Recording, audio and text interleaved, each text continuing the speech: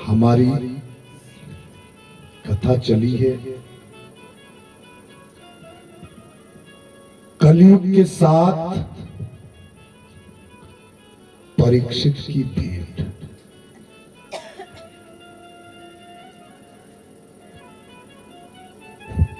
परीक्षित ने शिक्षा दी क्रोध कैसा होना चाहिए जिसमें निर्णय लेने की क्षमता बनी रहे। क्रोधित तो है अभी भी कलयुग पर। और परीक्षित ने कहा कि अरे धूर्त मुझे ये बता तू है कौन? तुमने मेरी शरण ले ली है और शरणागतों पर हम शस्त्र तो नहीं चलाते पर फिर भी तेरा ये अपराध क्षमा के योग्य नहीं।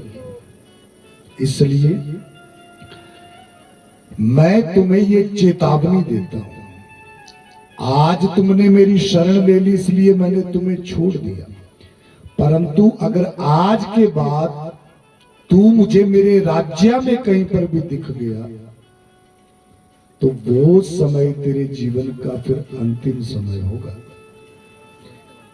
इसलिए मेरे राज्य से बाहर ही रहना। नीति की रक्षा भी की है और कलयुग को दंड देने का एक प्रावधान भी यहां पर परीक्षित जी ने स्थापित किया। पर कलयुग बड़े चतुर है। हाथ जोड़ करके कलयुग कहने लगे कि हे महाराज क्षमा करिएगा, किंतु आप मुझे इतना कठोर दंड क्यों दे रहे हो? राज्य से ही देश निकाला। इस समय पृथ्वी पर आपका एक छत्र शासन चल रहा है। मैं जाऊं तो कहां जाऊं?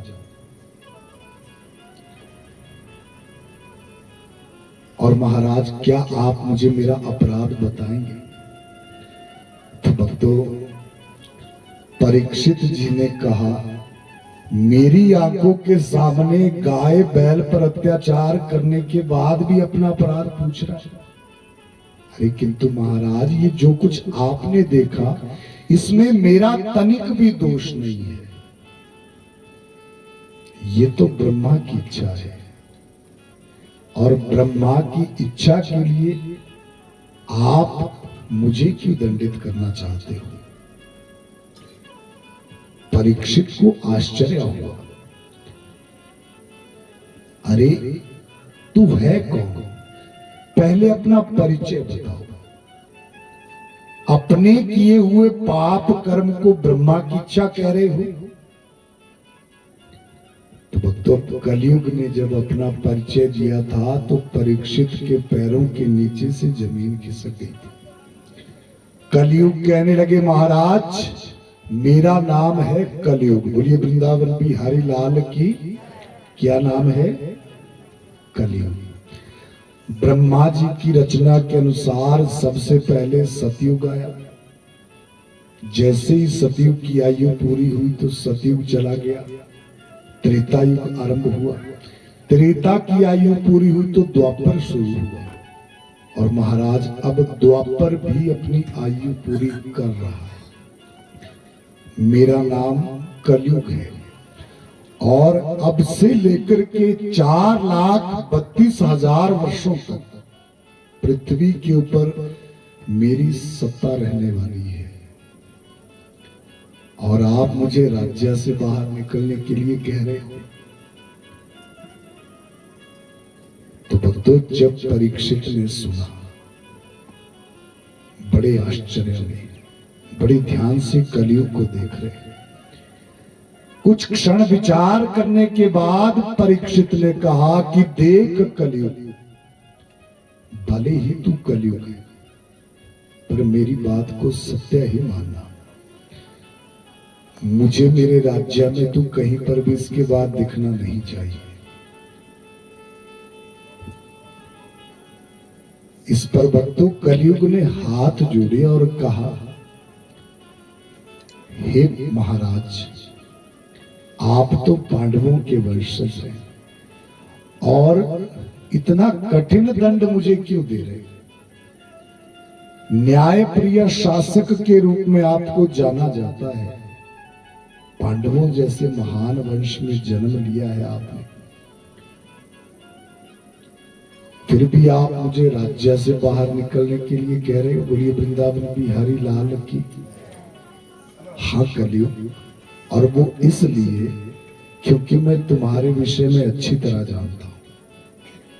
तुम्हारे आने से क्या क्या परिवर्तन होने वाले हैं वो भी मुझे पता है। तुम्हारे आने से अधर्म बढ़ेगा, पाप बढ़ेगा, कलह कलेश बढ़ेगा, अकाल भूखमरी महामारियां जैसी स्थितियां होंगी। और मैं सपने में भी नहीं चाहता हूं कि मेरे राज्य में ये सब हो। इसीलिए मेरी बात को सत्य मानना, जहां जहां तक मेरा राज्य है तो उससे बाहर ही रहना। भक्तों, इस पर कलियुग कहने लगे, महाराज आप मुझे केवल एक ही दृष्टि से देख रहे हो और मेरे अवगुणों को ध्यान में रखते हुए आप ऐसा कठिन दंड मुझे दे रहे हो। किंतु महाराज, मैं कलियुग हूं। अगर मुझ में कुछ अवगुण हैं तो कुछ ऐसे गुण भी हैं जो अन्य युगों में नहीं थे। बोलिए वृंदावन बिहारी लाल की। तो एक दृष्टि से मत देखिए, आप न्याय प्रिय शासक हैं। एक बार मुझे भी अपनी बात रखने का मौका दीजिए, उसके बाद निर्णय लीजिए। तो परीक्षित कहने लगे कि देखो कलियुग, जहां तक तुम्हारे विषय में मैं जानता हूं तो मुझे तो नहीं लगता कि कोई ऐसा गुण तुझ में है कि मैं तुझे अपने राज्य में स्थान दूं। फिर भी अगर तुम्हें ऐसा लगता है तो फिर मैं भी जानना चाहता हूं उस गुण के विषय में। अपना वो गुण जरा मुझे भी तो बताओ। एक मौका दिया कलियुग को अपना पक्ष रखने के लिए परीक्षित ने। भक्तों, अब कलियुग परीक्षित से कहने लगा, बड़े ध्यान से सुनिएगा इस कथा को। बड़ी वृंदावन बिहारी लाल की।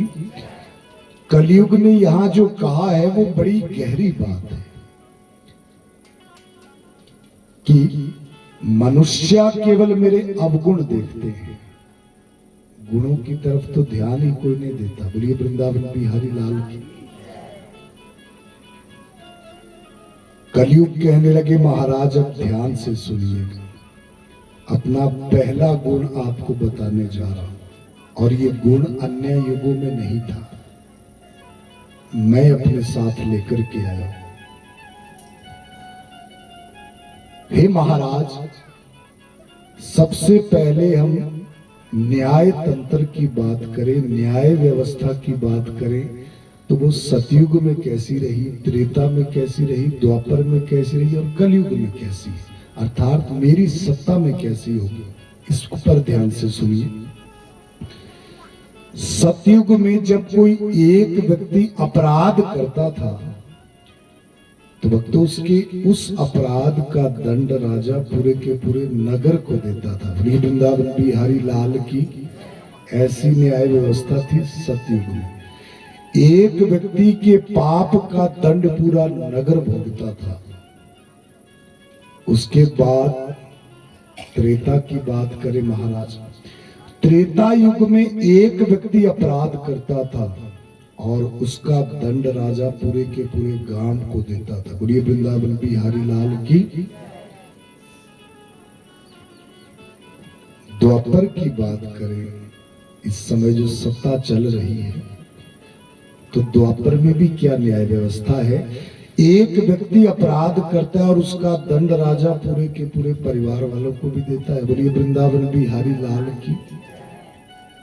ये कहां तक तर्क संगत है? किसी एक व्यक्ति के अपराध का दंड किसी दूसरे को क्यों मिले, फिर चाहे वो उसके परिवार का ही क्यों ना हो। ये न्याय व्यवस्था रही है अब तक। पर मैं कलयुग जो अपने साथ व्यवस्था लाया हूं, जो गुण लेकर के आया हूं, उस पर ध्यान दीजिए। मेरी सत्ता में किसी एक व्यक्ति के अपराध का दंड दूसरे को नहीं दिया जाएगा, फिर चाहे वो परिवार का ही सदस्य क्यों ना हो। जो व्यक्ति पाप कर्म करेगा, जो व्यक्ति अनुचित करेगा, दंडित भी उसी को होना पड़ेगा। ऐसी व्यवस्था मैं अपनी सत्ता में लेकर के आया हूं। बुढ़ी वृंदावन बिहारी लाल की। अपना गुण परीक्षित के सामने कलयुग ने रखा।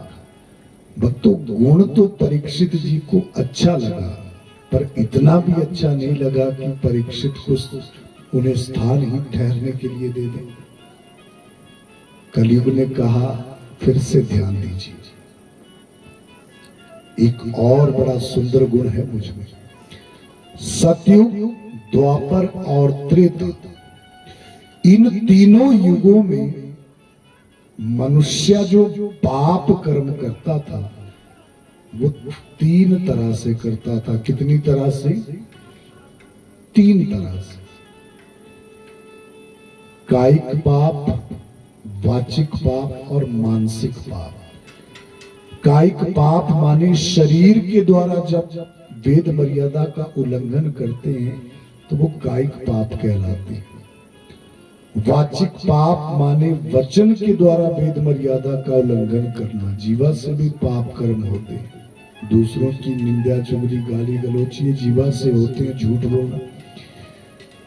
तीसरे होते हैं मानसिक पाप। जब मनुष्य मन से किसी दूसरे का बुरा सोचता है तो ये भी मानसिक पाप की श्रेणी में आता है। बोलिए आनंद कंद भगवान की। और महाराज, तीनों युगों में मनुष्य को ये तीनों पाप लगते थे, पर मैं कलयुग अपने साथ गुण लेकर के आया हूं। मेरी सत्ता में मनुष्य को ये तीन पाप नहीं लगेंगे, बल्कि इनमें से एक पाप से मुक्त रखा जाएगा मनुष्य को। अर्थात मेरी सत्ता में मनुष्य को मानसिक पाप भी नहीं लगेगा। बोलिए वृंदावन बिहारी लाल की। केवल कायिक पाप और वाचिक पाप। भक्तों, बहुत बड़ा गुण है ये कलयुग का। ये गुण कलयुग में नहीं होता तो कलयुग में मनुष्य का पार लग पाना बड़ा मुश्किल हो जाता, क्योंकि ये कलयुग की व्यवस्था है। और कलयुग की व्यवस्था के कारण ऐसा पुराणों में लिखा गया है कि कलयुग में मनुष्य ज्यादातर दुखी रहेंगे, और कलयुग में मनुष्य के दुख का कारण बड़ा विचित्र होगा। कलयुग में मनुष्य अपने दुख से दुखी नहीं, बल्कि दूसरे को सुखी देख करके दुखी रहेगा। बोलिए वृंदावन बिहारी लाल की। ऐसी ईर्ष्या की, ऐसी द्वेष की भावना। और भक्तों, ये तभी होता है जब हम भगवान के भजन से दूर होते हैं, सत्संग इत्यादि से दूर होते हैं। परंतु जब प्रभु चरणों से जुड़ते हैं या सत्संग के साथ जुड़ते हैं तो ये मन निर्मल होने लगता है। और इस मन को निर्मल करना ये हमारे लिए उत्तम इसलिए भी है क्योंकि कलयुग कह रहे हैं, हे महाराज, मेरी सत्ता में मनुष्य को मानसिक पाप नहीं लगेगा। मन से किसी दूसरे का बुरा सोच भी लिया तो उसका पाप नहीं होगा, पर हाँ, अगर मनुष्य मेरी सत्ता में मन से दूसरे का अच्छा सोचेगा तो उसका जो पुण्य मिलता था 3 युगों में, उससे 2 गुना अधिक ज्यादा पुण्य मिलेगा मेरी सत्ता में। बोलिए आनंद कंद भगवान की। तो मन की निर्मलता भी बहुत बड़ी भक्ति है, ये भी पुण्य देने वाली। आप जब मन से किसी दूसरे का अच्छा सोचेंगे तो भक्तों उसका आपको पुण्य मिलेगा, पाप नहीं लगेगा। और ये गुण बड़ा जरूरी भी है क्योंकि ये कलयुग है। वो कलयुग का एक छोटा सा दृष्टांत आता है। बोलिए वृंदावन बिहारी लाल की। थोड़ा सा मैं आपको सुना दूं जिससे हमें थोड़ा सा समझ आता है कि आखिर कलयुग में, क्योंकि कई बार कुछ भगत ऐसे प्रश्न रखते हैं कि वेदों में, पुराणों में बहुत चमत्कारों का वर्णन आता है, पर कलयुग में ऐसा कुछ देखने को मिलता नहीं है। बोलिए वृंदावन बिहारी लाल की। तो क्या ये चमत्कारिक शक्तियां केवल कलयुग से पहले थी, कलयुग में विलुप्त हैं, या फिर इनका प्रभाव कलयुग में क्यों नहीं दिखता है? बोलिए उमापति महादेव की। जोर से बोलेंगे जय जय श्री राधे। तो बस इस छोटे से दृष्टांत से आप थोड़ा सा इसे समझ पाए। कलयुग का ही दृष्टांत है भाई। तो एक नगर में एक भगत रहता था। ये बचपन से बड़ा आलसी था, बड़ा कामचोर था। काम करने में इसकी बिल्कुल भी रुचि नहीं थी। और भक्तों, माता पिता इसे दिन रात समझाते थे कि देखो बेटा, अभी तो हम बैठे हैं, जिम्मेदारियां निभा रहे हैं, पर आगे भविष्य में ऐसा नहीं रहेगा, तुम्हें जिम्मेदार बनना होगा। जीवन ऐसे नहीं कटता, कोई ना कोई काम धंधा अपने लिए ढूंढो। तो उस भगत का एक ही जवाब होता था अपने माता पिता से कि काम तो मैं करना चाहता हूं, पर मुझे ऐसा कोई काम दिखता नहीं है कि जिस काम में मेहनत कम लगानी पड़े और फल ज्यादा मिले। बोलिए वृंदावन बिहारी लाल की। यहां तो उल्टा होता है, मेहनत ज्यादा लगती है, फल बहुत कम मिलता है। माता पिता ने सोचा कि ये ऐसे नहीं मानेगा, इसे थोड़ा जिम्मेदारी से बांधा जाए, तो इसकी शादी करने का निर्णय लिया। बोलिए वृंदावन बिहारी लाल की। परिवार बढ़ेगा तो फिर जिम्मेदारियां भी बढ़ेंगी। और इस भगत की माता पिता ने जब शादी की तो भक्तों, शादी से 5-7 दिनों की अगर हम बात करें तो ये भक्त विवाह से बड़ा खुश था। खुश क्यों था? क्योंकि ये था बिल्कुल कामचोर, कुछ करना ही नहीं चाहता था। पर शादी से पहले इसे कम से कम भोजन खाने के लिए रसोई तक जाना पड़ता था। शादी के बाद तो वो भी काम नहीं रहा। बोलिए वृंदावन बिहारी लाल की। अब तो पत्नी आ गई, तो पत्नी तो अब भोजन की थाली परोस करके पति को देती थी। क्यों? क्योंकि जो उसकी पत्नी थी जब अपने मायके से आई तो उसके माता पिता ने ये समझा करके भेजा कि पति का दर्जा बड़ा ऊंचा होता है और पति की सेवा करना पत्नी का धर्म होता है। ऐसा सभी समझाते हैं। तुम्हें भी करेगा। बोलिए वृंदावन बिहारी लाल की। करते तो होंगे पतियों की सेवा की नहीं करते हैं। यजमान जी हुई सेवा कमी तो नहीं देगा। मिलिया पानी पूरी रोटी। बोलिए वृंदावन बिहारी लाल की। ऐसे ही गृहस्थ चलती है। पर से सेवा हुई सिर्फ 5 दिन। बोलिए वृंदावन बिहारी लाल की। 5 दिन में ही पत्नी को पता लग गया वे पति हो जाता बिल्कुल निकम्मे। बोलिए उमापति महादेव की। अब पति की महाराज सेवा होती है तो उसका एक कारण भी होता है। पति देव घर से बाहर जाते हैं, पूरा दिन मेहनत जो भी करते अपना काम, शाम को लौट करके आते हैं तो पत्नी जल्दी से जल का गिलास लाती है, चाय बना करके पिलाती है, फिर खाने के लिए अच्छा अच्छा भोजन बनाती है। पर ये सब इसलिए होता है क्योंकि पत्नी को ये भी पता है कि पति देव कुछ ना कुछ कमा करके भी लाए हैं। बोलिए वृंदावन बिहारी लाल की। ये 5 दिन पति देव करे बैठेंगे ना बेले 6वें दिन पानी का गिलास मंगी लिया तो उल्टा जवाब आना पे अपू जो नहीं आते। बोलिए उमापति महादेव की। हास्यप्रद बात भी है और ये सच्चाई भी है। तो यही संसार है। जब तक आपका शरीर स्वस्थ है इससे बड़ा कोई सुख नहीं हो सकता। आप सभी को अच्छे लगेंगे जब तक कमाते रहेंगे। सच्चाई तो उस समय पता चलने लगती है जब ये शरीर साथ छोड़ने लगता है, तो कैसे अपनों के व्यवहार में परिवर्तन होता है। और ये संसार ऐसे ही चला योग माया की सत्ता से। खैर हम दृष्टांत पर आते हैं। पत्नी को पता लग गया ये तो कुछ करना ही नहीं चाहते, तो माता पिता तो कम बोलते थे, पर अब पत्नी ने तो सुबह शाम बस एक ही बात करनी कि कुछ काम धंधा करो, कुछ काम धंधा करो। भगत ने जो उत्तर माता पिता को देता था वो एक बार अपनी पत्नी को दिया। बोला काम तो मैं करना चाहता हूं, पर कोई ऐसा काम दिखे जिसमें मेहनत कम हो, फल ज्यादा मिले। ऐसा मुझे कोई काम दिखता नहीं है। पत्नी ने कहा महाराज ऐसा काम जब मिलेगा तब मिलेगा, पर तब तक ये बहाना मत लगाओ। तब तक जैसे सब कर रहे हैं, चाहे फल थोड़ा ही मिले पर कमाने के लिए जाओ। अरे कल को हमारे बच्चे होंगे, परिवार और बढ़ेगा, जिम्मेदारियां और बढ़ेंगी, बूढ़े माता पिता कब तक देखेंगे। जब रात दिन पत्नी यही बात कहने लगी, एक दिन भगत को भी गुस्सा आ गया। क्रोध में कह दिया अच्छा कोई बात नहीं, मैं कल सुबह कमाने के लिए चला जाऊंगा। बोलिए वृंदावन बिहारी लाल की। बस तू अब घर में कोई कला कलेश मत करना और खुश रहना। क्रोध में बोल तो दिया भगत ने।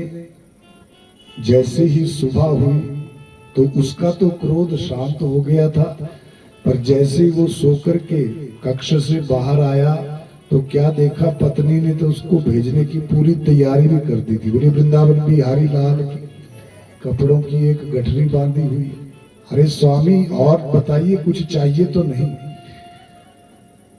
भगत चिंता में है, अब क्या करूं, स्वयं ही कह दिया था, गुस्से में कह दिया था। ये तो सच में इसने सारे वस्त्र पैक कर दिए भेजने के लिए। बोलिए वृंदावन बिहारी लाल की। जाना पड़ेगा, अगर नहीं गया तो ये कलेश बढ़ेगा और लड़ाई बढ़ेगी। इस भगत ने क्या किया, वो गठरी उठाई और वहां से चल पड़ा। घर से बाहर आ गया। तो आ तो गया है ये क्रोध में, पर इसकी सोच अभी भी वहीं पर है। एक काम ऐसा करूंगा जिसमें मेहनत कम होगी और फल ज्यादा होगा। सोच नहीं बदली है इसकी।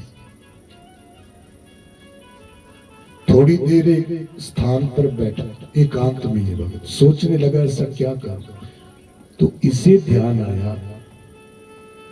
कहते हैं भक्ति करने से भी सारी इच्छाएं पूरी हो जाती हैं, और भक्ति करना ज्यादा मुश्किल भी नहीं है।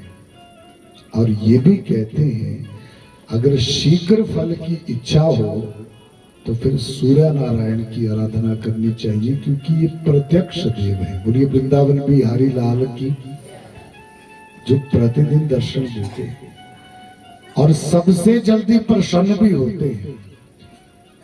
तो मैं भी सूर्य नारायण की ही भक्ति करूंगा। काम धंधा कुछ नहीं किया इस भगत ने, भक्ति करने के लिए बैठ गया सूर्य नारायण भगवान की। और भक्तों 1 वर्ष तक इसने भक्ति भी की। 1 वर्ष के बाद सूर्य नारायण भगवान जी प्रकट हुए थे इस भगत के सामने। बोलिए वृंदावन बिहारी लाल की। हे भगत आंखें खोलो, तुम्हारी भक्ति पूरी हुई, और बताओ क्या इच्छा है मन में। धीरे धीरे इस भगत ने अपने नेत्रों को खोला तो सामने सूर्य नारायण जी दिख रहे हैं। हाथ जोड़ करके प्रणाम किया। इसने कहा हे भगवान, बस इसलिए आपकी ये भक्ति की है, मैं चाहता हूं मुझे जीवन में बिना परिश्रम किए सब कुछ मिले। बोलिए वृंदावन बिहारी लाल की। सूर्य नारायण भगवान मुस्कुराए, क्योंकि जानते हैं कलियुगी भगत है, बड़ा चालाक भी है और बिना मेहनत के बहुत कुछ पाना भी चाहता है। तो सूर्य नारायण जी ने कहा कि देखो भगत, ये सृष्टि नीति से चलती है, वेद नीति से, और ये तो वेद नीति कहती है कि परिश्रम के बिना कुछ नहीं मिलता है। बोलिए वृंदावन बिहारी लाल की। परिश्रम तो करना ही पड़ता है, कर्म तो प्रधान है। परिश्रम के बिना कुछ मिलता नहीं है, और मिल जाए तो वो ज्यादा देर रहता नहीं है। और ये एक अलग विषय है भगत। तो मुझसे कुछ मांग जो तुझे चाहिए। तो इस भगत ने कहा, भगवान आप मुझे कोई ऐसी वस्तु प्रदान करिए जो मेरी सारी इच्छा को पूरी कर सके। बोलिए वृंदावन बिहारी लाल की। सूर्य नारायण भगवान समझ गए भगत की चतुराई को, भगत की चालाकी को। पर भगत ने भक्ति की है, फल तो देना ही पड़ेगा। इसलिए सूर्य नारायण भगवान ने उसी समय इस भगत को एक घंटी प्रदान की। बोलिए वृंदावन बिहारी लाल की। तेरी जजमान ने और भी रखी बड्डी भाई तुम्हारे भी सूर्य नारायण खाते धनी मिलेगी। बोलिए वृंदावन बिहारी लाल की। एक घंटी प्रकट हुई सूर्य नारायण जी के हाथों में। ले भगत, इस घंटी को ले जा।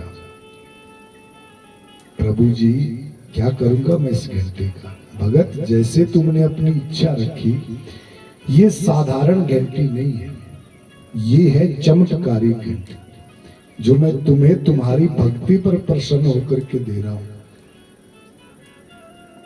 इस घंटी को बजाकर के जीवन में तुम जो भी मांगोगे वो तुम्हें मिलेगा। बोलिए वृंदावन बिहारी लाल की।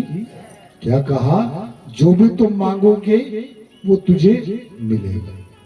तो भगत के मन में जल्दी से प्रश्न आया, भगवान मुझे ये बताइए, अगर इस घंटी को बजा करके मैंने धन मांग लिया तो क्या धन भी मिलेगा? अगर धन मिल गया फिर तो सब कुछ मिल सकता है।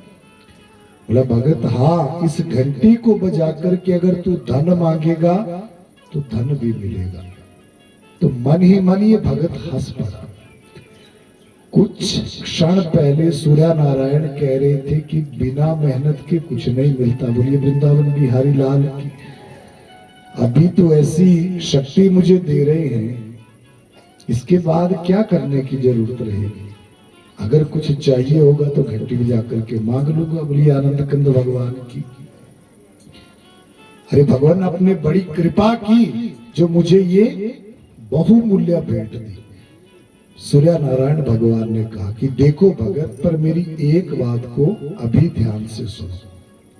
ये चमत्कारी घंटी मैं तुम्हें दे रहा हूं, तुमने भक्ति की है और तुमने ऐसी इच्छा भी रखी, पर फिर भी चमत्कारिक घंटी है, इसलिए इसका प्रयोग जीवन में बहुत सोच समझ करके करना। तो भगत फिर चिंता में पड़ गया। सोच समझ करके क्यों? ये भगवान क्या ये घंटी एक दो बार ही काम करेगी, उसके बाद काम नहीं करेगी? बोला नहीं नहीं भगत, ऐसा कुछ नहीं है, ये चमत्कारी घंटी है।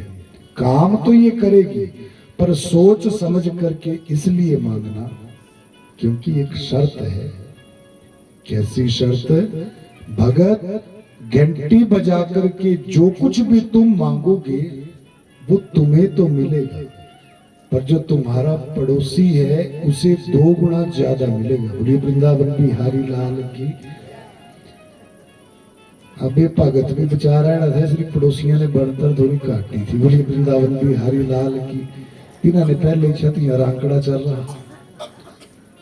इतना कहकर के सूर्य नारायण भगवान तो अंतर ध्यान हो गए। भक्त के हाथ में घंटी है और अब सोचने लगा ये सूर्य नारायण भगवान ने क्या कहा। इस घंटी को बजा करके अपने लिए कुछ मांगूंगा तो 2 गुना मिलेगा पड़ोसी को। अगर अपने लिए 5 रुपए मांगे तो पड़ोसी को कितने मिलेंगे? 10। बोलिए वृंदावन बिहारी लाल की। बहुत देर सोचा इसने, कुछ भी मांग लूंगा पड़ोसी को 2 गुना मिलेगा, तो इस हिसाब से तो पड़ोसी हमसे 2 गुना ऊपर ही रहेंगे। बोलिए वृंदावन बिहारी लाल की। तिन्होंने जी अगे बनतरनी भक्ति की मैंने, तपस्या की मैंने, फल किसको मिल रहा है? पड़ोसी। तो इस भगत ने उसी समय मन में एक संकल्प ले लिया कि चाहे कुछ भी हो जाए पर मैं इस घंटी को नहीं बजाऊंगा। बोलिए वृंदावन बिहारी लाल की। और बड़ा उदास होकर के ये भगत 1 वर्ष के बाद घर लौटा।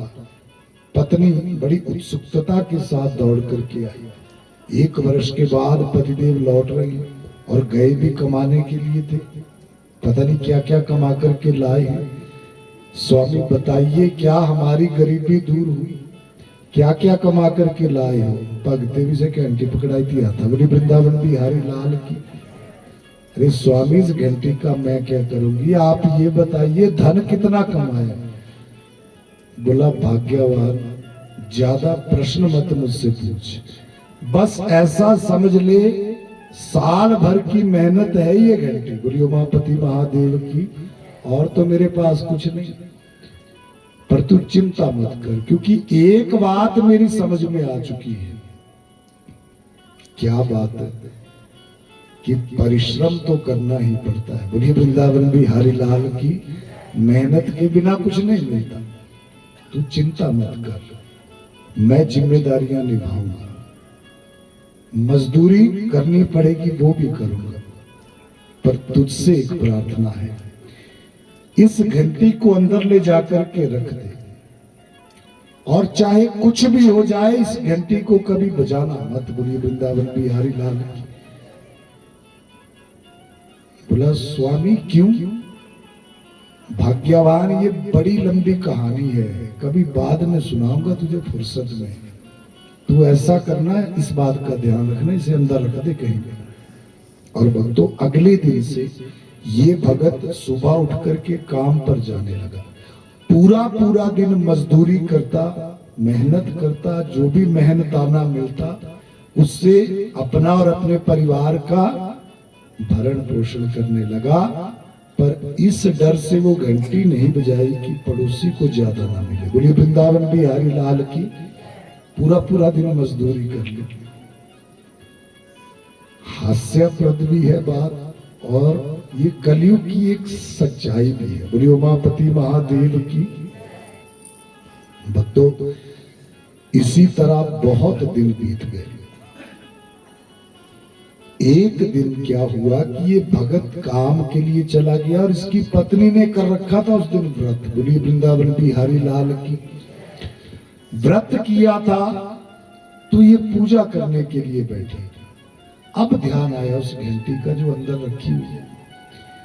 पति ने कहा था कि घंटी बजाना मत, पर पूजा में घंटी नहीं बजाएंगे तो और कहां बजाएंगे। बोलिए वृंदावन बिहारी लाल की। और उसे कहीं से भी ये बात गलत नहीं लगी। पूजा में घंटी का प्रयोग तो होना ही चाहिए। भक्तों इस भगत की पत्नी वो घंटी अंदर से निकाल करके ले आई, जहां पूजा करते थे वहां बैठ गई, इस घंटी को भी रख दी।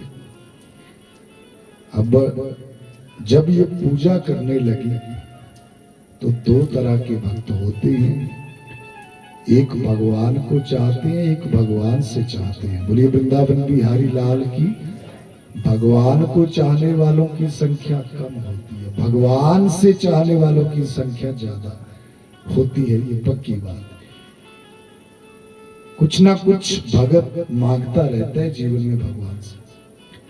इस भगत की पत्नी को पता नहीं है कि वो घंटी चमत्कारी है, और इसने तो वैसे ही साधारण रूप से उस घंटी को हाथ में उठाया है।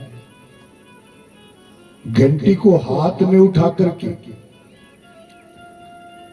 ये प्रार्थना करने लगी, भगवान हमारा जीवन बड़ी कठिनाइयों में है, क्योंकि हम बड़े गरीब हैं, बड़े निर्धन हैं। अगर तेरी कृपा हो जाती और मुझे कहीं से 5 रुपए भी मिल जाते तो मैं उसमें से 2 रुपए का प्रसाद तेरे नाम से चढ़ा। भक्तों आंख बंद करके घंटी बजाई और ये इच्छा रखी। इसे पता नहीं है कि ये चमत्कारी घंटी है। जब इसने अपने नेत्र खोले तो क्या देखा कि सामने जो थाली पहले खाली थी उसमें 5 रुपए पड़े थे। बोलिए वृंदावन बिहारी लाल की। आश्चर्य का ठिकाना नहीं रहा। पहले तो ये थाली खाली थी, 5 रुपए कहां से आ गए? भरोसा नहीं हो रहा, उसे विश्वास नहीं हो पा रहा। उसने एक बार फिर से घंटी बजाई, हे भगवान 5 रुपए तो मिल गए, अगर 10 मिल जाते तो 5 का मैं प्रसाद चढ़ाती, 5 अपने लिए रख देती। जब फिर आंख खोली तो वही चमत्कार दिखा, थाली में 10 रुपए थे। बोली वृंदावन बिहारी लाल की। भगत की पत्नी बड़ी खुश, बहुत खुश, और वो सोचने लगी, ऐसा लगता है कि आज सच में मेरी भक्ति का फल मिल रहा है। बोलिए वृंदावन बिहारी लाल की। आज तो चमत्कार हो रहे, जो भी मांग रही हूं वो मिल रहा है। आज तड़ा लग रहा है सीधा कनेक्शन ऊपर जुड़ी रहा। बोलिए वृंदावन बिहारी लाल की। तो इससे पहले कि ये कनेक्शन टूटो, गरीबी गुजरनी सारी। बोलिए वृंदावन बिहारी लाल की। पूरा दिन भगत की पत्नी ने दूसरा काम ही कोई नहीं किया, घंटी बजाती गई, मांगती गई, बजाती गई, मांगती गई, और वो भी बढ़ा चढ़ा करके, जैसे तृष्णा होती है, 5, 10, 15, 20, और शाम होने तक बहुत बड़ा धन का ढेर घर के अंदर लगा दिया। और सोचने लगी, अब तो बहुत धन आ गया, आज पति देव लौट करके आएंगे तो खुशी का ठिकाना नहीं रहेगा, क्योंकि ये तो जबरदस्ती उनसे मैं मेहनत करवाती हूँ, वो तो वैसे भी काम करना नहीं चाहते थे। पर आज अच्छे अच्छे पकवान बनाऊंगी घर में। कुछ धन लिया, जाकर के पकवान बनाने के लिए वस्तुएं बाजार से खरीदी, और रसोई में आकर के पकवान बनाने लगी थी। भक्तों, इतने में थका हारा पति घर में पहुंचा, और जैसे ही घर के अंदर प्रवेश किया तो भगत की दृष्टि सबसे पहले उस धन के ढेर पर दिखी। बहुत बड़ा था। जब धन का ढेर दिखा तो इस भगत को खुशी नहीं हुई, वही डर बैठा है। बोली वृंदावन बिहारी लाल की। कहीं पत्नी ने घंटी तो नहीं बजा दी, इतना धन कहां से आया? बोली उमापति महादेव। दौड़ते हुए रसोई में गए। रसोई में पत्नी पकवान बना रही थी, और भक्तों, पति को देख करके पत्नी हंसते हुए कहने लगी, अरे स्वामी, देखा आपने चमत्कार? ये है मेरी पूजा का फल, ये है मेरी भक्ति का परिणाम। बोलिए उमापति महादेव की। अरे भाग्यवान, तेरी भक्ति और पूजा पर बाद में बात करेंगे, पहले मुझे सच सच बता, तूने उस घंटी को तो नहीं बजाया? बोलिए उमापति महादेव की। पत्नी सोचने लगी, पति को कैसे पता चला? तो वो थोड़ा सा हंसी और कहने लगी कि देखो स्वामी, क्षमा करिए, घंटी तो आज सच में मैंने बजाई है। बोलिए उमापति महादेव की। किंतु मैं तो पूजा कर रही थी, भगवान की पूजा में बैठी थी, उसी समय घंटी को बजाया। पति ने दोनों हाथ सर पर रखे। अरे ओ मूर्ख, ये तूने क्या कर दिया? ये तो सब कुछ उल्टा पुल्टा हो गया। बोली वृंदावन बिहारी लाल की। भक्तों, पत्नी को बड़ा आश्चर्य हो रहा है। अरे स्वामी, मैं सोच रही थी इतना धन देख करके आप खुश होंगे, उल्टा आप क्रोध कर रहे हैं। अरे क्रोध ना करूं तो और क्या करूं? तू जानती भी है तूने क्या किया है? अनर्थ कर दिया है। अरे इसमें क्या अनर्थ? भाग्यवान, ये जो तू धन का ढेर देख रही है, बोलिए वृंदावन बिहारी लाल की, इससे 2 गुना ज्यादा धन का ढेर लगा होगा हमारे पड़ोसियों के घर में। बोलिए उमापति महादेव की। स्वामी, आप कैसी बात कर रहे हैं? पूजा तो मैंने की है, तो वहां धन का ढेर कैसे लगेगा? क्योंकि तू पूरी बात को जानती नहीं है। जिस घंटी का तुमने पूजा में प्रयोग किया, ऐसा मत सोचना कि तेरी पूजा या तेरी भक्ति पर भगवान प्रसन्न थे तब तुझे ये सब कुछ मिला। अरे ये तो उस घंटी का परिणाम है, क्योंकि सूर्य नारायण भगवान ने वो घंटी मुझे दी थी, और ये वरदान भी था कि इस घंटी को बजा करके जो कुछ भी मैं मांगू वो मुझे मिले। तो पत्नी फिर से हंस पड़ी, स्वामी मैं तो आपको समझदार समझती थी, पर आप तो बड़े मूर्ख हैं। बोली उमापति महादेव की, अरे पूरा पूरा दिन जाकर के मजदूरी करते हैं, इस घंटी को क्यों नहीं बजाते? क्योंकि सूर्य नारायण भगवान ने वरदान दिया था, इस घंटी को बजा करके मैं जो भी मांगूंगा मुझे मिलेगा, पर हमारे पड़ोसी को उससे 2 गुना ज्यादा मिलेगा।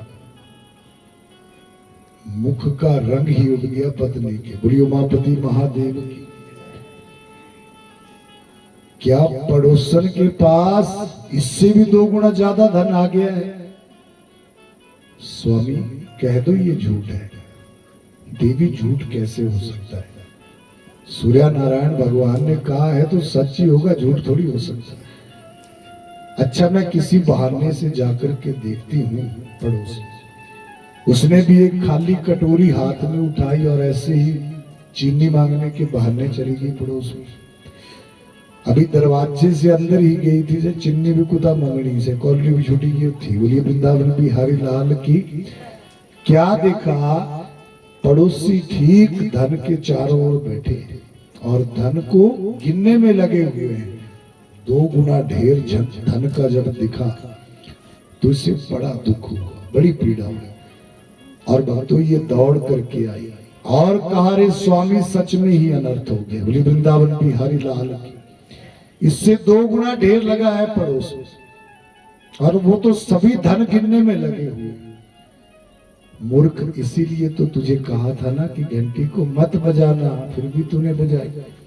अरे स्वामी अगर आपने पूरी बात उसी समय बता दी होती तो मेरे दिमाग खराब थोड़ी था जो मैं इस घंटी को बजाती। बोलिए वृंदावन बिहारी लाल की। अच्छा चल छोड़, अब जो होना था सो तो हो चुका है, उसे थोड़ी बदला जा सकता। पर अब ऐसा कर कि इस घंटी को अलमारी के अंदर रख और बाहर बड़ा सा ताला भी लगा दे, ताकि भूल करके भी अब कोई इस घंटी को बजा ना सके। भगत की पत्नी बड़ी चालाक थी, ये तो फिर भी भोला था। बोलिए वृंदावन बिहारी लाल की। उससे वो 2 गुना धन का ढेर देखा ही नहीं जा रहा है। बोली वृंदावन बिहारी लाल की। पछता रही है, दुखी हो रही है, ये मैंने क्या कर दिया, ये तो अनर्थ हो गया। चालाक थी भक्तों। थोड़ी ही देर में इसने कहा, स्वामी आप बिल्कुल भी चिंता मत करिए, बस अब आप मेरा कमाल देखिए। आप ऐसा करिए, एक बार फिर से इस घंटी को बजाइए। बोलिए आनंद कंद भगवान की। भगत कहने लगा, भाग्यवान इतना कुछ तो हो चुका है, तू फिर से घंटी बजाने की बात कर रही। मैं कह रहा हूं इसे अलमारी में रख दे, ताला लगा दे, तू कह रही है इसे बजा। स्वामी एक बार मेरे कहने से इसे बजाइए, मैं सब कुछ ठीक कर दूंगी जो बिगड़ा है। बोलिए उमापति महादेव की। अरे वो अब कैसे ठीक होगा, आप मेरी बात मानिए। अच्छी बात है, भाग्यवान, अब इतना कुछ मिल चुका है, पड़ोसियों को थोड़ा बहुत और सही। ला घंटी को। भगत ने घंटी हाथ में ली और बैठ गया। बताओ अब क्या करना है? तो इसने कहा, घंटी बजाकर के इसी समय सूर्य नारायण भगवान से प्रार्थना करो कि आपकी एक आंख इसी समय बंद हो जाए। बोली वृंदावन बिहारी लाल की। सोचो दिए कुछ खलाया अपना दिमाग। बोली वृंदावन बिहारी लाल की। क्योंकि अगर इस भगत की एक आंख बंद होगी तो खपड़ों से ही छुट्टी, शायद बेचारा न हो जाना। बोलिए वृंदावन बिहारी लाल की। इसने भी घंटी बजाई, बोला हे भगवान मेरी एक आंख बंद कर दो। इसकी तो एक बंद हुई उत्खा दोनों। अब वो पत्नी दौड़ करके गई एक बार देखने के लिए पड़ोस में। तस्वीर से बेचारा पड़ोसी पहले नोटा गिरने लग रहा, उसे तड़ोपे लग रहा मारने, दोनों अखी बांध हुई। बहुत खुश हुई है, तो चमत्कार हो गया। फिर से दौड़ करके आई, बोला स्वामी जी चमत्कार हो गया, आप फिर से घंटी बजाओ, प्रार्थना करो आपके परिवार में मेरे सहित सभी की एक एक आंख बंद हो जाए, ताकि पड़ोसी मेरा पूरा टब्बर ही अल्लाह। अब इस भगत के परिवार में एक एक आंख बंद हुई, पड़ोसी मेरी छुट्टी करती थी। बोला फिर से घंटी बजाओ और प्रार्थना करो, ठीक हमारे दरवाजे पर 200 फुट गहरा गड्ढा बन जाता। अब इन्हें 200 बना था, पड़ोसियों का बन गया 400 फुट। इस भगत को और इसके परिवार वालों को एक आंख बंद है, एक आंख से तो दिख रहा है भी आगे गड्ढा भी है। उधर पड़ोसी बेचारे दोनों आंखें जिनकी बंद है, सब माड़ा मोटा का तड़ोपा मारना, दरवाजे का गलती ने पूज्या नहीं है सीधे खंडे से। बोलियो उमापति महादेव की से दुई मिये बीबी पहले पड़ोसी मुकुआ, बोलियो उमापति महादेव की। बोले अब बजाने घंटी, अब देखे तो गुना कुछ तो मिलना। बतो हास्यप्रद भी बात है, पर सच्चाई भी कहीं ना कहीं छिपी है इसमें। बोलिए वृंदावन बिहारी लाल की। जोर से बोलेंगे जय जय श्री राधे। कहते हैं कलयुग में चमत्कारिक शक्तियां क्यों नहीं दिखती, विलुप्त क्यों है? चमत्कारिक शक्तियों के स्तर में कमी नहीं आई है, पर मनुष्य के स्तर में कमी आई है। बोलिए वृंदावन बिहारी लाल की। देख लीजिए, ये उदाहरण है, एक घंटी से पड़ोसी मुकोई थे। बोलिए वृंदावन बिहारी लाल की। भक्तों बड़ाई बड़न को होत है, छोटन को उत्पाद का घटी गयो था। प्रभु को जो भृगु ने मारी थी लात। जो जितना बड़ा होगा उसकी विचारधारा भी उतनी ही बड़ी होती है। कई बार हम मनुष्य का अनुमान बहुत जल्दी लगा लेते हैं। ऐसी धारणा होती है कि किसी के पास बहुत ज्यादा धन है तो बहुत ज्यादा घमंडी भी होगा। बोली वृंदावन बिहारी लाल की। ऐसा नहीं है भक्तों, ऐसा बहुत कम होता है, कुछ 100 में से एक आधी बार ऐसा हो जाए। अन्यथा इस संसार की एक जो नीति है उसे जरूर समझिए। हम रोते तो हैं भगवान के पास, हमें ये दे दो, हमें वो दे दो, पर भक्तों पात्रता के बिना कुछ नहीं मिलता। बोलिए वृंदावन बिहारी लाल की। देने वाले ने तो दुनिया की हर चीज दी, पाने वाला ना पाए तो वो क्या करे? पहले उस योग्य अपने आप को बनाना पड़ता है। तो इसलिए जीवन में परिश्रम मेहनत जरूर करें। और जहां तक भक्तों इस दृष्टांत की बात है तो मुख्य बात समझिए। ऐसा कई बार होता है क्योंकि ये कलयुग का वातावरण है, ऐसा मन दूषित हो जाता है।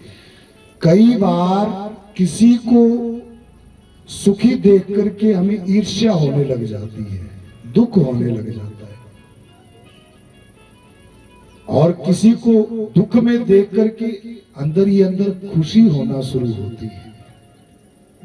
ये स्तर मनुष्य के लिए सही नहीं है। तो अगर कभी ऐसा होता है तो समझ लीजिए तुरंत जरूरत है ईश्वर के नाम से जुड़ने की, तुरंत जरूरत है भागवत कथा अमृत का पान करने की, क्योंकि मन को निर्मल बनाएगी भगवान की भक्ति, भगवान का भजन। बोलिए उमापति महादेव की। जोर से बोलेंगे जय जय श्री राधे। आपके विचारों को सुंदर करेगा प्रभु जी का दिव्य नाम, प्रभु जी की दिव्य भक्ति, जब हम उसके साथ जुड़ेंगे। फिर भी अगर ऐसी मानसिकता रह रही है तब भी कलयुग यहां पर क्या कह रहे हैं कि डरने की जरूरत नहीं है, क्योंकि मेरी सत्ता में मनुष्य को मानसिक पाप से मुक्त ही रखा गया। और ये गुण कलयुग में नहीं होता तब तो पार लगना बहुत बड़ा प्रश्न चिन्ह था। पर भक्तों गुण समझिए, दोष नहीं लगेगा, मानसिक पुण्य का फल 2 गुना अधिक मिलेगा। तो अगर हम मन से भी दूसरों का अच्छा सोचेंगे तो 2 गुना अधिक पुण्य प्राप्त होगा। इसलिए कलयुग में मन से भी प्रयास करें कि दूसरों के प्रति अच्छा ही सोचा जाए। भक्तों, अपना गुण परीक्षित के सामने रखा। गुण तो अच्छा है, पर अभी भी यहाँ परीक्षित जी प्रसन्न नहीं होगा। तो कलयुग ने कहा, महाराज फिर से ध्यान दीजिए, एक और बड़ा सुंदर गुण है मुझ में जो अन्य युगों में नहीं था। क्या गुण? सतयुग, द्वापर और त्रेता, इनसे मैं अलग क्यों हूं? बड़े ध्यान से समझिएगा इस गुण को, क्योंकि यही वो गुण है जिसको सुनने के बाद परीक्षित जी ने भी क्षण भी नहीं लगाया था कलयुग को समय देने के लिए, क्योंकि ये गुण ही इतना सुंदर और महान है। हे महाराज, सतयुग में मनुष्य को जिस फल की प्राप्ति 10,000 वर्षों तक कठिन तपस्या करने के बाद प्राप्त होती थी, उसी फल तक पहुंचने के लिए त्रेता युग में मनुष्य को 100 अश्वमेध यज्ञ करवाने होते थे, और उसी फल तक पहुंचने के लिए द्वापर में 100 वर्षों तक कठिन तपस्या से जुड़ना पड़ता था। महाराज, मेरी सत्ता में अर्थात कलयुग में वही फल मनुष्य को पल भर में प्राप्त होगा। बोलिए वृंदावन बिहारी लाल की, पल भर में प्राप्त होगा। इसलिए तो कहा है कलयुग के लिए,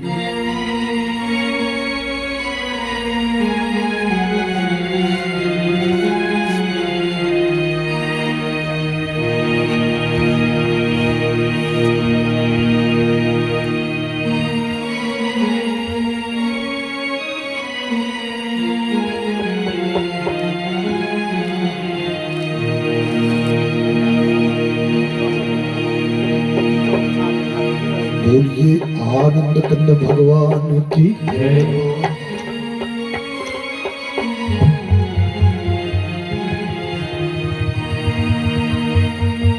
कलयुग में केवल नाम अतारा, सुमिर सुमिर नर उतरेंगे पारा।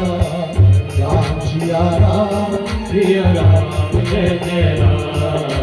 राम जिया राम, जिया राम, जय जय राम। बिन सत्संग विवेक न होई,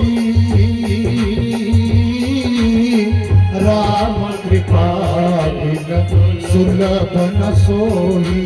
राम जिया राम, जिया राम, जय जय राम। राम जिया राम, जिया राम, जय जय राम। बोलिए आनंद कंद भगवान की जय। कलयुग में केवल नाम आधारा, सुमिर सुमिर नर उतरेंगे पारा। कलयुग में बहुत बड़े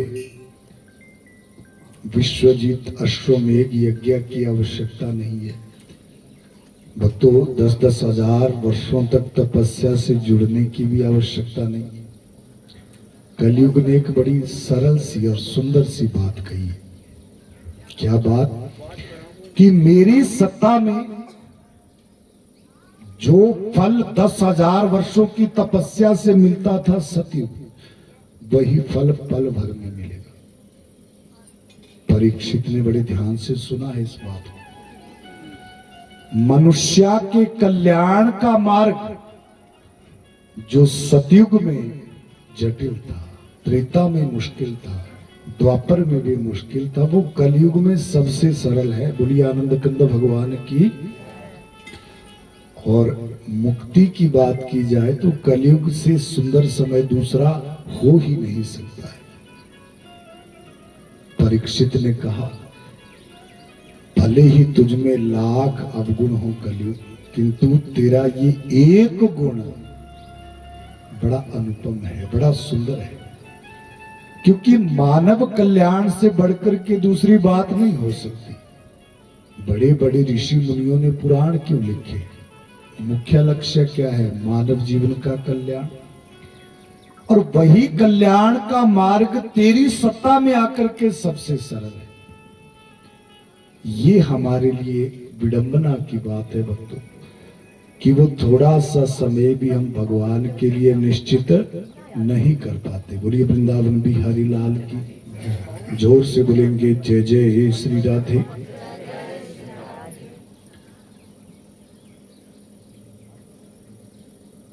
एक घड़ी से आधी घड़ी, आधी से बुनियाद, तुलसी संगत साध की काटे कोटियां अपराध। 24 मिनट की होती है एक घड़ी। अरे मानव, एक घड़ी मेरा भजन कर ले, तेरा कल्याण हो जाएगा। कलयुग के विषय में बता रहा हूं, पर कलयुगी मनुष्य को 24 मिनट भी बहुत ज्यादा लगे। भगवान ये ज्यादा है, इसे कम कर दो। और भी बहुत सारी जिम्मेदारियां होंगी। एक घड़ी से आधी घड़ी, 24 का आधा कर दिया, 12 मिनट भजन कर ले, तेरा कल्याण हो जाएगा। मनुष्य ने कहा भगवान ये भी ज्यादा है, कलयुग में तो आयु भी बहुत कम है मनुष्य की, थोड़ा और कम करिए। तो आधी से बुनियाद 12 का भी आधा कर दिया। कितना? 6 मिनट। पर ये प्रतिदिन के लिए है। मात्र 6 मिनट भगवान का भजन कलयुग में जो कर लेता है भक्तों, वो भवसागर से पार लग जाता है, इसमें कोई संदेह नहीं। पर विडंबना की बात है, वो 6 मिनट भी हम प्रतिदिन नहीं निकाल पाते भगवान के लिए। ये बहुत छोटा सा प्रयास है जिससे कि पार लगा जा सकता है। बोले उमापति महादेव की। जोर से बोलेंगे जय जय श्री राधे। इसलिए सभी से निवेदन, प्रयास करें, वर्ष में एक आधी बार सत्संग के साथ जुड़ा जाए और प्रतिदिन कम से कम 6 मिनट, ज्यादा से ज्यादा वो आपकी श्रद्धा है, पर कम से कम 6 मिनट तो भगवान के लिए निश्चित करिए। क्योंकि भक्तों, बहुत कर्मवती मनुष्य अपनी जिम्मेदारियां निभाने में लगा देता है, पर जिम्मेदारियां यही तक है। इसके बाद भी हमारा जो अगला मार्ग है वो थोड़ा सुंदर हो जाए, दुर्गति से बच सके, तो इसके लिए भजन बड़ा जरूरी है, भक्ति बड़ी जरूरी है। नाम धन में बड़ी शक्ति। नाम धन से जुड़िए, अवश्यमेव कल्याण होगा। जिस नाम के प्रभाव से पानी में पत्थर तैरे थे, मनुष्य जुड़ेगा तो पार लगेगा ही लगेगा। बोलिए उमापति महादेव की। जोर से बोलेंगे जय जय श्री राधे।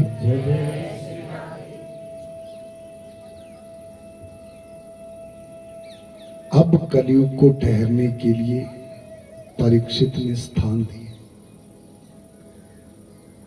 जीव हिंसा, वैश्यागम, हो मदिरा का पान, जुआ स्थान और स्वर्ण सहित दे दिए 5 स्थान। कितने स्थान? 5 स्थान।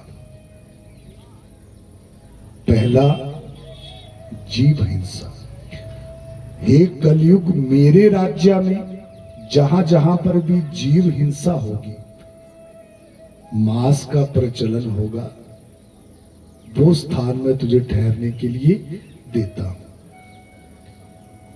दूसरा, मेरे राज्य में जहां भी गणिकाएं रहती होंगी, वो स्थान भी तुझे ठहरने के लिए देता हूं, वहां पर भी तेरी सत्ता रहेगी। जिस स्थान पर भी मदिरा का प्रचलन होगा, वो स्थान भी तुझे ठहरने के लिए देता हूं। जहां पर भी मेरे राज्य में जुआ खेला जाएगा, वहां भी तू ठहर सकता है। कलयुग हाथ जोड़े सुन रहे हैं। हे महाराज, 4 स्थान आपने दिए मुझे एक एक करके, पर सच कहूं तो एक भी ढंग का नहीं है। बोलिए वृंदावन बिहारी लाल की।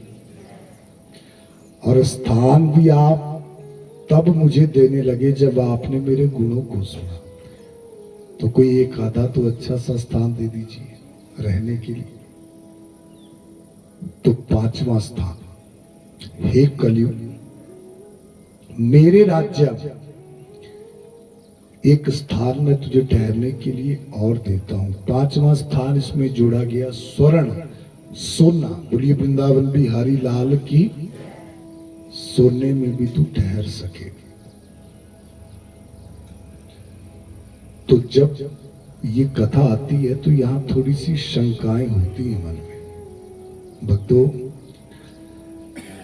स्वर्ण सोने की बात करें, माताओं बहनों का ज्यादा प्रेम रहता है सोने की तरफ। पर इस टाइम जरा गाड़ी लगी टूटने वाली वृंदावन बिहारी लाल की, जिनकी शादियां अभी हाल ही में होनी है, बड़ा मुश्किल है, वही जाने कैसे इस समय गुजारा करेंगे। बहुत बुरा हाल है। भक्तों, 16 श्रृंगारों में भी वर्णन आता है एक नारी के लिए श्रृंगार करना आवश्यक है। फिर कई बार ये कथा सुनते हैं, डर भी लगता है। सोने में तो कलयुग है। बोलिए वृंदावन बिहारी लाल की। तो इतने महंगे महंगे गहने बनाए हैं तो उनको पहनने से कई बार डर लगता है। तो भक्तों, ये कथा यहां थोड़ी सी समझने वाली है। कलयुग को स्थान तो दिया सोने में परीक्षित ने, पर कैसे?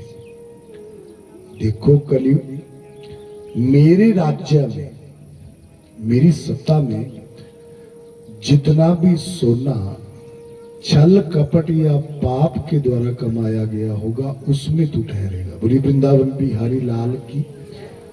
और दूसरा, अगर किसी एक का सोना कोई दूसरा प्रयोग करेगा तो वो भी मैं तुझे स्थान देता हूं, वहां भी तू ठहर सकता है। अगर आपने अपनी मेहनत से, अपनी ईमानदारी से सोना कमाया है तो उसे पहनने से आप डरिए मत, क्योंकि उसमें स्थान नहीं है कलयुग को। ऐसा होता तो परीक्षित की सत्ता वहीं समाप्त। क्योंकि जब परीक्षित ने ये वरदान दिया था, कलयुग को स्थान दिए थे, तो स्वयं भी तो सोना पहन रखा था बहुत सारा। यहां तक कि परीक्षित का मुकुट भी तो सोने का ही था। परंतु वहां कलयुग प्रवेश नहीं कर सकते। इसके लिए कलयुग को एक बड़ी लंबी प्रतीक्षा करनी पड़ी थी। जब एक दिन जल्दी जल्दी में परीक्षित अपना मुकुट ना पहन करके जरासंध का मुकुट पहन लिए थे। बोलिए वृंदावन बिहारी लाल की। आगे ये कथा आ रही है। तो आप सोना पहनने से डरिए मत, पर रेट के हिसाब से देखा जाए तो डर नहीं पाऊंगा। बोलिए वृंदावन बिहारी लाल की। जोर से बोलेंगे जय श्री राधे। क्योंकि यहाँ पर पुराण एक बात और जरूर कहते हैं, जितना आवश्यक है उतने आप श्रृंगार के लिए आभूषण पहनिए, पर वो जरूरी नहीं है कि वो सोने के ही हो। भक्तों, एक अवगुण सोने का बताया ही गया है, वो रहता ही है। और वो क्या अवगुण है कि जो अधिक मात्रा में सोना पहनते हैं। बोलिए वृंदावन बिहारी लाल की। अच्छा, समय थोड़ा ज्यादा हो गया, बस 5 मिनट आपके लूंगा, उससे ज्यादा नहीं। बोलिए वृंदावन बिहारी लाल की। भक्तों, अधिक मात्रा में सोना धारण करने से शरीर के भीतर आपका जो रजोगुण है ये बली होता है, ये प्रबल होता है। तो आप कहेंगे ये रजोगुण क्या होता है? भक्तों, ब्रह्मा जी की ये सनातनी सृष्टि 3 गुणों से चलती है। कितने गुणों से? 3 गुणों से। सतोगुण, रजोगुण और तमोगुण। इसीलिए सृष्टि को सात्विकी सृष्टि, राजसी सृष्टि और तामसी सृष्टि कहकर के संबोधित करते हैं। और प्रत्येक शरीर में ये तीनों गुण विद्यमान होते हैं। हर शरीर में अलग अलग शरीर में इन गुणों की मात्रा अलग अलग होती है। किसी शरीर में सतोगुण बली होता है, किसी शरीर में तमोगुण बली होता है और किसी शरीर में रजोगुण बली होता है। अब इन गुणों का मनुष्य के लिए क्या प्रभाव है भक्तों? तो तमोगुण सीधा सीधा मनुष्य के क्रोध रूपी विकार को प्रभावित करता है। रजोगुण ये सीधा सीधा मनुष्य के अहंकार रूपी विकार को प्रभावित करता है और सतोगुण ये मनुष्य को मानसिक शांति के साथ जोड़ता है। बोलिए वृंदावन बिहारी लाल की